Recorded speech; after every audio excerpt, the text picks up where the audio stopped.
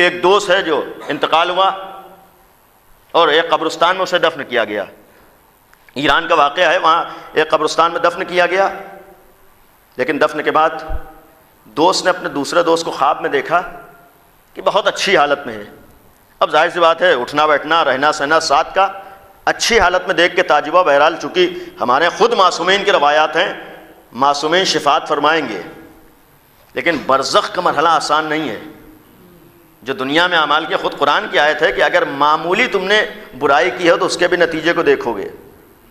اس مرحلے سے گزر جانا یہ بھی آسان نہیں ہوتا ہے. اچھی حالت میں دیکھا تعجب کہ تمہارے اعمال تو ایسے تھے نہیں، تمہاری زندگی تو ایسی تھی نہیں، تو اس اتنی اچھی حالت میں تم کیسے پہنچے؟ تو اس نے جواب کیا دیا تھا، کل تک میں عذاب میں گرفتار تھا، کل تک میرے اوپر عذاب ہو رہا تھا میرے اعمال کی بنیاد پر، لیکن کل یہاں سے 100 گز کی دوری پر ایک عورت کو دفن کیا گیا ہے. حداد اشرف حداد یعنی جو لوہار ہے اس کی بیوی، جب سے اسے دفن کیا گیا ہے 3 مرتبہ آقا ابا عبداللہ الحسین اس کی زیارت کے لیے آئے، اور خود امام نے آنے کے بعد یہ فرمایا کہ اس قبرستان سے عذاب کو اٹھا لیا جائے. ایک روایت جو معصوم کی ہے، یہاں پر زیارت کا میں نے تذکرہ کیا تھا، ایک نے متعدد روایتیں بعض معصومین سے، امام نے فرمایا کہ اگر کوئی میری زیارت کے لیے آئے تو میں اس کی زیارت کے لیے آتا ہوں. متعدد معصومین سے روایات ہیں کہ جو بھی میری زیارت کے لیے آئے میں اس کی زیارت کے لیے آتا ہوں. بعض روایتوں میں 3 موقعوں پر میں اس کی زیارت کے لیے آؤں گا. انصاف سے بتائیے، جہاں امام زیارت کے لیے آ رہے ہوں، امام ملاقات کے لیے آ رہے ہوں. اب خود اس نے کہا کہ امام آئے ہیں، امام نے فرمایا کہ یہاں سے عذاب کو ہٹا لیجیے. اب یہ خواب سے چونکے، سوچا کہ خواب ہے، لیکن یہ بھی یاد رہے کہ کبھی کبھی بہرحال انسان کے سامنے خواب ہی کے ذریعے سے پیغامات پہنچائے جاتے ہیں.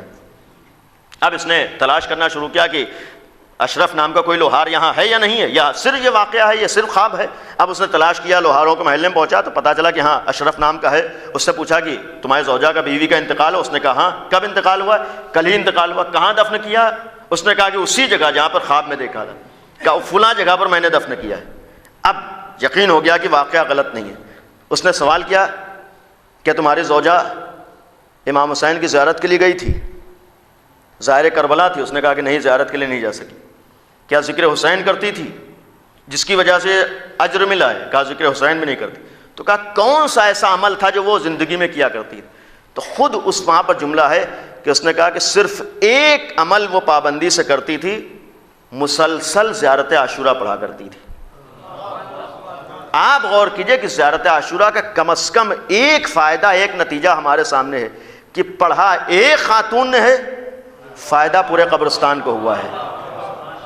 در آل محمد سے وابستہ ہونے کا نتیجہ کبھی یہ ہوتا ہے کہ صرف ایک ہی فرد کو فائدہ نہیں ہوتا ہے، بلکہ جس بستی میں ہے، جس علاقے میں ہے، جس جگہ پر ہے، سب فائدہ اٹھایا کرتے ہیں.